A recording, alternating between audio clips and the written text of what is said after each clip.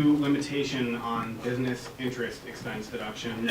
Under the old law, generally domestic businesses were able to deduct their interest expense unless it was paid to a related party. There were limitations on top of that. One of the big one really had to do with interest that was paid to a foreign related party, which there were formulas that went into all that, but it was called the earnings stripping rule. The IRS repealed that and layered on this new 30% interest expense limitation that really applies to all U.S. businesses.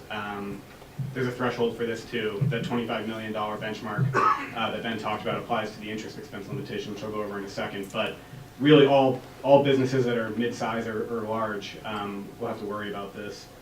So the 30% applies to a new definition that we're seeing in the new law called adjusted taxable income. And the last point here is just if you get hit with it and you're not able to deduct all your interest expense, you get to carry forward the unused amount indefinitely until you are able to ultimately use it. So what am I basing the 30% on, right? Adjusted taxable income, that's the new definition. So at least for now and until 2023, I like to think of it as taxable EBITDA. So essentially my taxable income before interest, because we're figuring out interest now, right?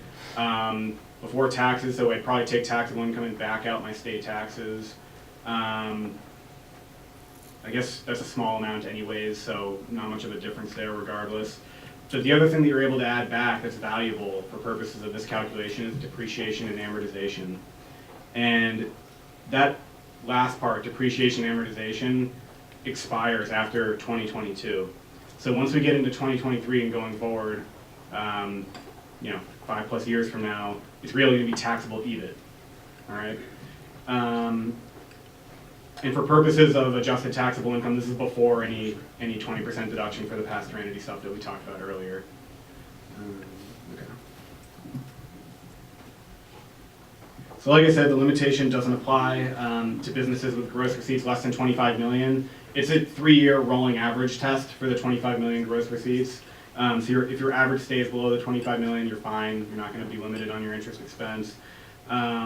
There are also carve-outs for real estate businesses, farming businesses, agricultural co-ops, and some public utilities. Most taxable businesses that would fall into this exception will be kicked out of bonus depreciation if you decide to deduct all of your interest expense, if you would otherwise be limited.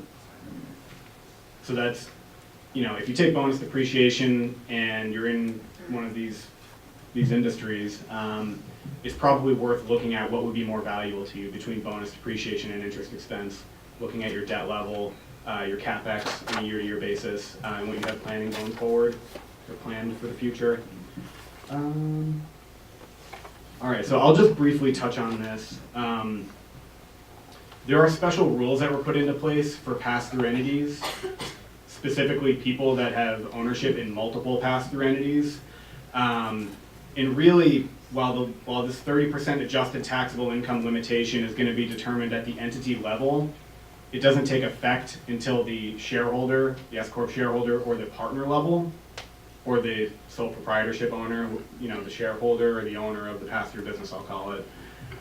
So if you own multiple businesses that are subject to this limitation, or that you at least need to put a calculation in for, the IRS says if you have one business that's limited, so you're not able to deduct all of the interest expense from one business, but you have another business that isn't limited, so there's a little extra income on this side, so you can take all the interest over here. That extra income amount would be available to apply to your limited business and the interest expense you have flowing through to possibly give you a little bit of a boost up on the limited interest from this company on this side. So you do get to aggregate all your pass-through entities to an extent, but there are some guardrails put in place to make sure that you're not double counting adjusted taxable income or ATI. You're not using ATI from one K1 that's already been used up on an interest expense limitation calculation and applying it to another one to boost this. So there are rules that you can't double count, but there is a little bit of play there to allow some offset if you have multiple businesses. So Ben talked about the floor plan financing a little bit already, so I won't go into much detail here, but something to look at for sure. And the 25 million annual, or the rolling annual average, I guess, is something to keep in mind.